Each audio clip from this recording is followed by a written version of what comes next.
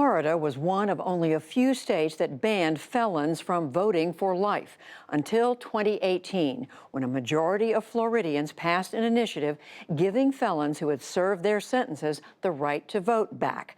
It was a major victory for voting rights.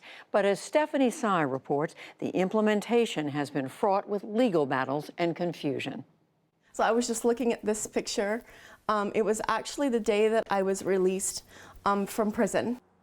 Coral Nichols was 23 years old when she went to prison for financial fraud. What was it like in prison? A lot of harassment, a lot of male guards being in places that they shouldn't be. After serving a 4.5-year sentence, she was released into a world she barely recognized. What are people going to think of me? How are they going to see me? Will I ever live past this? Today, Coral, now 41, runs a nonprofit organization that helps other people grappling with the challenges of life after prison. And while criminal justice advocates like to call them returning citizens, not all their rights as citizens are returned to them.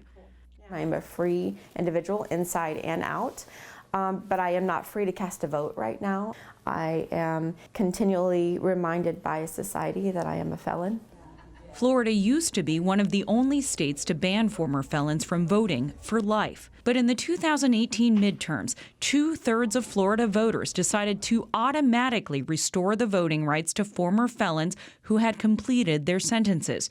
It excluded those convicted of murder or a felony sexual offense. We showed the entire world that in spite of our racial differences, in spite of our political differences, that we can come together as human beings and move major policy. With Florida home to a full quarter of all former felons in the country, the act promised to enfranchise some 1.4 million people, including Desmond Meade. There's a whole lot of people that think they'll find the fees. A former felon himself, he was a driving force behind getting Amendment 4 on the ballot. But more than a year after its passage, his job is not finished. To see the spirit of Amendment 4 get pulled down into the mud of partisan back and forth and legal maneuvering and all of that, it is kind of disheartening. The legal maneuvering started soon after the ballot measure passed, when Republicans in the Florida State House passed legislation saying that only those former felons who paid off all fines and fees would be eligible to vote, leaving folks like Coral Nichols wondering whether they'd ever get their vote back. The judge ordered you to pay how much in restitution? $190,000. How much of that have you paid? I'm down to $180,000, so $10,000 of that. State Representative Jamie Grant is chairman of the Criminal Justice Subcommittee. He wrote the bill focusing on these financial obligations. Fines, fees, costs, restitution, all of that is part of a sentence in the state of Florida. So I believe in restoration and redemption, but I also believe in fidelity to our Constitution. Grant says he also included in the bill a way for former felons to get their fees waived. Unlock the vote! But opponents, including groups now suing the state of Florida, say the new requirements amount to a poll tax and are themselves unconstitutional. In October, a federal judge blocked the rule. Let my people vote! On Martin Luther King Jr. Day in January, Desmond Meade and the Florida Rights Restoration Coalition marched in a parade in St. Petersburg, Florida. People in the crowd who voted for Amendment 4 over a year ago said they'd seen it as a straightforward mandate. The people's will is that they wanted it to be as easy as possible because they believe their rights should be restored. In some districts, local officials are taking matters into their own hands, like Hillsborough County State Attorney Andrew Warren. Warren is working with the Florida Rights Restoration Coalition to help returning citizens through the process of getting their fees waived.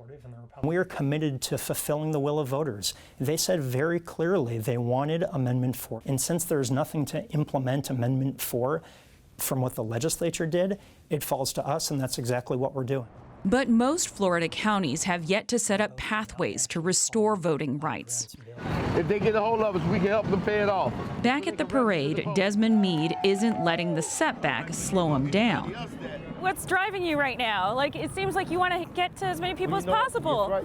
I'm telling you, we run into people who don't even know Amendment 4 is passed.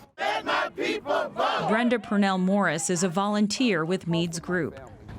My husband, I'm directly impacted, so it was very hard to be married to a felon. So has his right to vote been restored now? Yes, and he have his voter's registration card, and I am so happy for him. Many of the folks we've talked to here at the MLK Day Parade in St. Petersburg say the challenges to Amendment 4 are just the latest attempt to suppress the African American vote. While the majority of former felons in Florida are white, black people were disproportionately affected by the ban, and black voters have overwhelmingly backed Democrats. In this key swing state, any move that could alter the electorate is seen as political.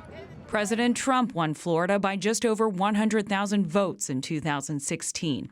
In Bush versus Gore, just a few hundred votes made the difference. But if politics does explain why returning citizens now face another hurdle to vote in Florida, Coral Nichols challenges the logic.